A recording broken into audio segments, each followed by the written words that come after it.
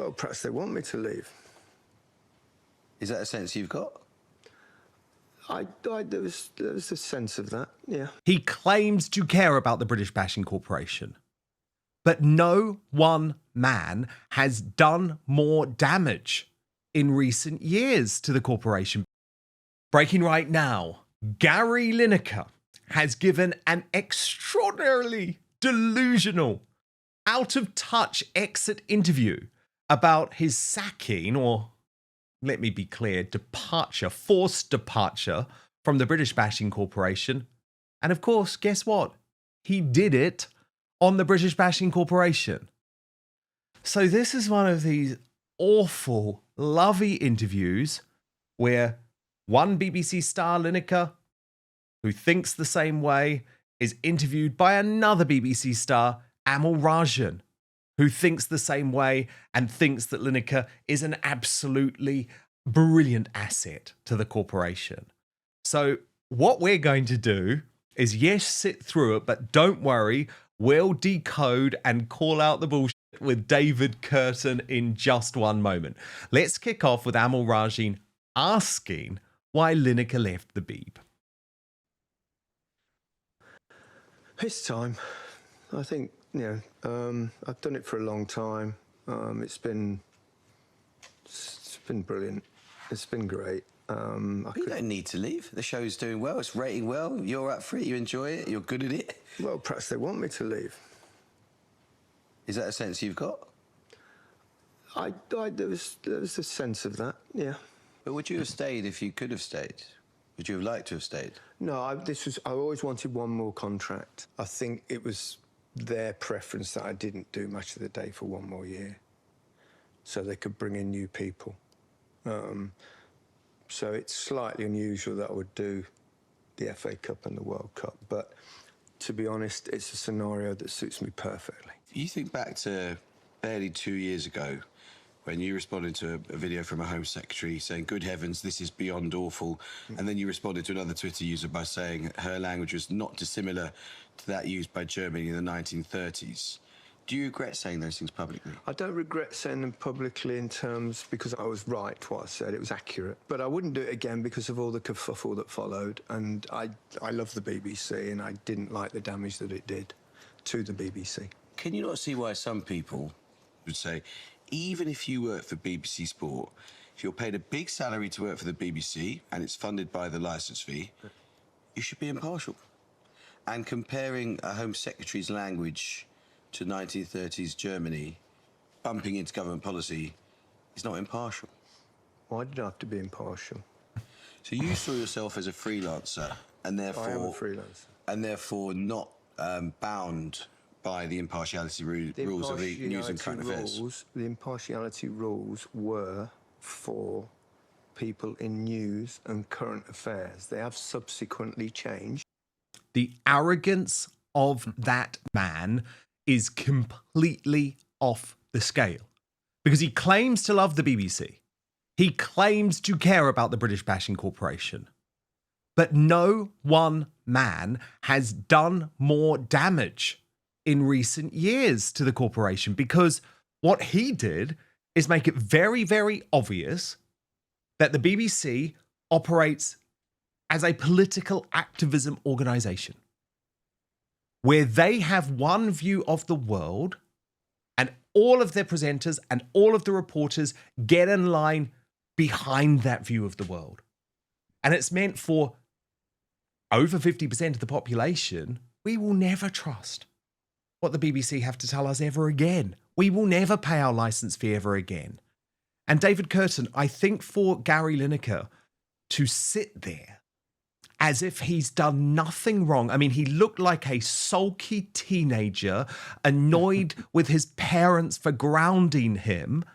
Amal Rajan didn't ask him one hard question, literally sat there saying, well, why are you leaving? You're so popular. You're so brilliant. And it's like, do you not understand? You may have been a freelancer, but you were taking over £1 million of license fee payers' money every single year. You were the most highly paid bloke on the BBC. And when the new Director General, Tim Davie, came in and said, we are going to be a politically neutral organisation, there is going to be no exception to our presenters, you're not going to be able to post your political views on social media, and everyone signed up to it, Lineker made a mockery of him from the off.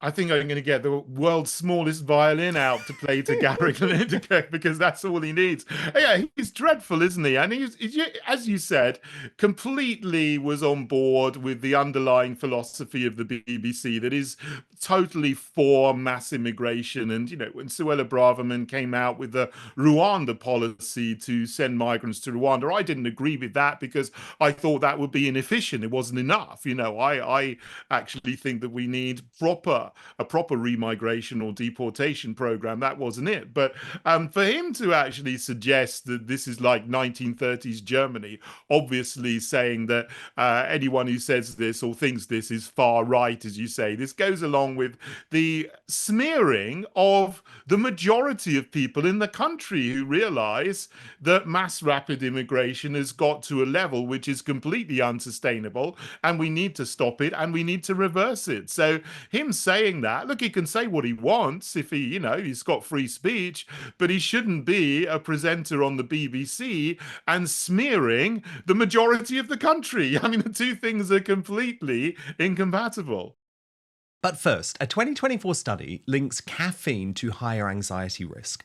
Half of North Americans are sensitive to it, and 40 million Americans are diagnosed with anxiety. Coffee jitters fuel anxiety, yet it's the most used drug in the world. I was trapped too. It wasn't with coffee, though. It was chugging diet energy drinks like sugar-free Red Bull to get a caffeine hit. And my God, it was so bad for me. I'd feel jittery, anxious, and then exhausted, by the way, by the mid-afternoon. Then I heard Andrew Huberman talking about the theobromine, which is found in chocolate and provides a gentler, longer-lasting energy boost without the anxiety by improving blood flow, getting more oxygen and fuel in your brains and muscles. And this led me to Morning Being by Verso, a brew with theobromine and all the good things in chocolate, along with antioxidants and electrolytes for all-day energy, hydration, and focus. It's rich, chocolatey, smooth, and great hot or cold, and not like other coffee alternatives, which I have to be honest, taste awful. On top of increasing energy, Morning Bean's ingredients have been shown to reduce stress, enhance mood, and balance blood sugars. Cocoa powders, drinks, and products are often contaminated with high levels of toxic heavy metals. But the great thing about Verso is it conducts third-party testing on every batch they produce to ensure they have pure, high-quality cocoa, prioritizing safety and high flavanol content. Since I started taking Morning Bean, I feel more focused, with less energy crashes. I also like how I get my daily dose of superfoods from it. So if you're looking to replace your coffee or your second cup, give Morning Bean by Verso a try. Click on the link in the description box, or you can head on over to morning.ver.so/outspoken. Make sure you use the coupon code outspoken when you check out, and you will save 15% on your first order. So let me just give you that address again. Morning, the word morning.ver.so/outspoken. And when you check out, use the coupon code outspoken to save 15%. But now, back to the show. And the fact that he says that what he posted was truth shows that the guy is a hard left activist. I mean, whatever you think of Suella Braverman, and personally I think she's a wonderful woman, and I believe that she was probably the only Home Secretary in recent years who actually tried to do the right thing when it came to stopping the invasion of our country. And to compare her to Hitler, to the Nazis, is not only intellectually dishonest, it's actually dangerous. And I completely agree with you, by the way. He has free speech, totally, but not if you're taking taxpayer money to work for the BBC. You sign away your free speech the moment you walk through those doors. And by the way, that's why I would never take money from the BBC, because no one's going to take that free speech away from me. But it's the only way a state broadcaster can work. Now, you know, my personal view is that the BBC should be defunded altogether. It should just operate like every other commercial model. It skews the market entirely. It's bad for Britain, and actually it lies on a daily basis. But what I found so interesting is that in the next part of this interview, Lineker really exposed the BBC by talking about how all of the other presenters effectively overruled the management by backing him. Watch this. I got to the stage with the BBC when I was telling them, I was saying, just ignore it, it'd be fine. And it would have been fine. So you saying to the BBC, just ignore it? I mean, it was front page news for days.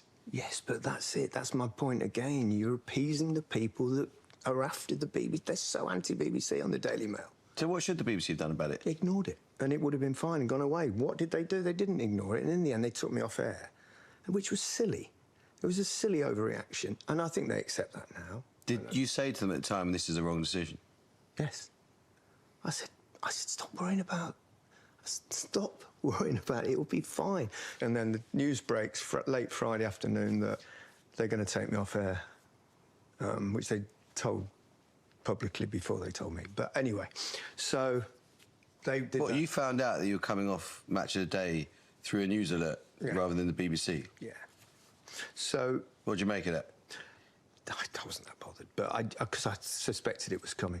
But at that point, I was just having late lunch, and Ian Wright went public saying... Did he call you in advance?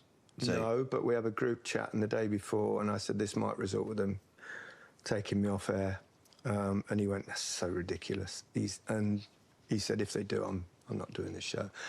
And it's one thing saying that; it's a very much different thing actually doing it. And I was in the back of a cab on the way home when that happened, and I was crying because that doesn't happen. That show of support. I mean, again, that show of support, David Kurten, was actually the BBC revealing itself as a left-wing activist organisation. Because remember, this is not an organisation that is focused on free speech for its presenters. Its presenters don't even believe that Nigel Farage should be given a platform. I mean, I'd love to know the last time David Kurten was hosted on the BBC. So it's nothing about free speech. It's nothing about the fact that Gary Lineker's free speech was taken away. It's about the fact that the BBC presenters believe that they should only be presenting one view of the world. And it is a hard left view of the world. And we have seen it over so many subjects, from Brexit to the Red Wall, to the failure of Jeremy Corbyn, to COVID, to the trans insanity. They present one view of the world. And that is why I think it has gone from previously a trusted organisation that maybe Brits could be proud of, although personally I never signed up to that, given this was the organisation that harboured paedophile rings and actually produced the biggest paedophile in history in terms of Jimmy Savile. So I've never signed up to that whole thing of, oh, we should be so proud of the BBC. But put that to one side, at least they did make a claim in the past to representing all Brits. Not anymore. They represent one viewpoint.